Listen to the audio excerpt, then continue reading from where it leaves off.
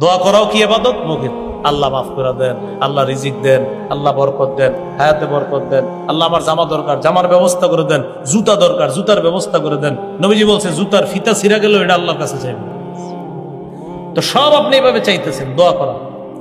সূরা আরাফের 55 নম্বর আয়াতে আল্লাহ বলেন উদউ রাব্বাকুম তাদাররুআ ওয়া খুফিয়া, তোমরা তোমাদের রবকে ডাকো তাদাররুআ বিনীতভাবে, ওয়া খুফিয়া এবং চুপিসারে। আপনারা মাঝে মাঝে একটু চুপিসারে দোয়া করেন, এক তো সবার সাথে করেন, মাঝে মাঝে একটু চুপে চুপেও দোয়া করবেন। জাকারিয়া নবী চুপিসারে দোয়া করতেন আল্লাহর কাছে। এই দোয়ার প্রশংসা করে আল্লাহ কোরআনে আয়াত নাজিল করে এই উম্মতকে ওই দোয়ার কথা জানায় দিচ্ছে।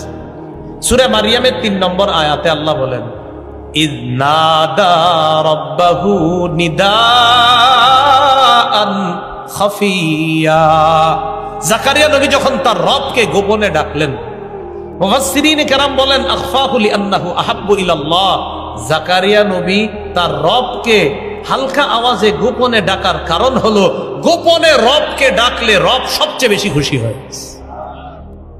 এজন্য মুসলিম শরীফের হাদিসে আসছে ইরবাউ আলা আনফুসিকুম, নিজেদের প্রতি সদয় হও, ফাইন্নাকুম লাইসা তাদউনা আসাম্মা ওয়ালা গায়িবা, তোমরা এমন রবকে ডাকছো না যে রব বধির আর যে রব অনুপস্থিত, এমন রবকে তো তোমরা ডাকছো না, বরং ইন্নাকুম তাদউনা সামিআন করিবা, এমন রবকে ডাকো যে রব শুনে, যেই রব অতি নিকটে।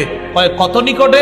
সাহাবীরা নবীরে বললেন আকারিবুন রব্বুনা ফানুনাজিহি আম বাঈদুন ফানুনাদিহি, হুজুর আমাদের রব কি কাছে যে তাকে আস্তে ডাকবো, নাকি আমাদের রব দূরে যে তাকে জোরে ডাকবো?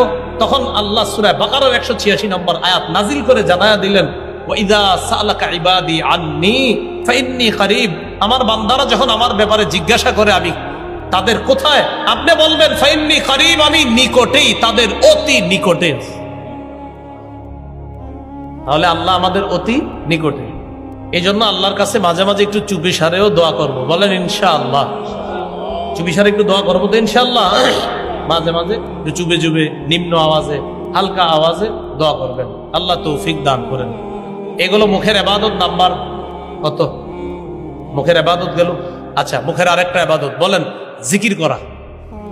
জিকির করা কি? মুখের ইবাদত। তাহলে কোরআন তেলাওয়াত করা, দোয়া করা, জিকির করা মুখের ইবাদত।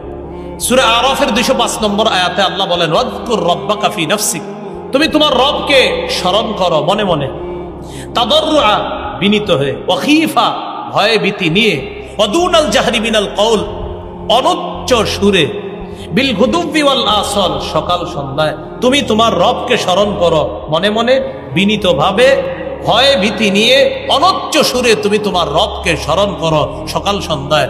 তুমি গাফেলদের অন্তর্ভুক্ত হও না। সহিহ বুখারীর 660 নম্বর হাদিসটা মনে রাখবো। আর আজকে রাত্রে 3টা বা 2টায় যদি ঘুম ভেঙে যায় তখন হালকা কিছু সময়, আজকে থেকে যতবার ঘুম ভাঙবে কিছু সময় হইল, একবার হইল আল্লাহরে স্মরণ করুন। রাজি আছেন ইনশাআল্লাহ? আল্লাহ তৌফিক দান করেন। এটা কিভাবে?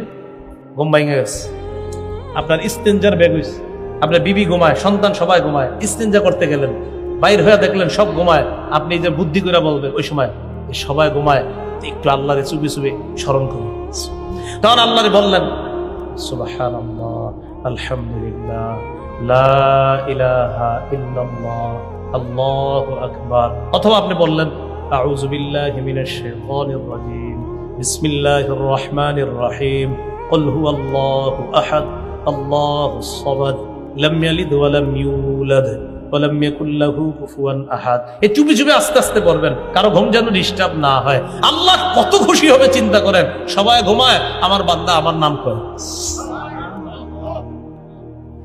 এই মুখের এই জিকির। তাহলে তেলাওয়াত গেল, মৌখিক ইবাদত গেল, লা ইলাহা ইল্লাল্লাহ গেল, তেলাওয়াত গেল, দোয়া গেল, জিকির গেল, মৌখিক ইবাদত করব তো ইনশাআল্লাহ আমরা।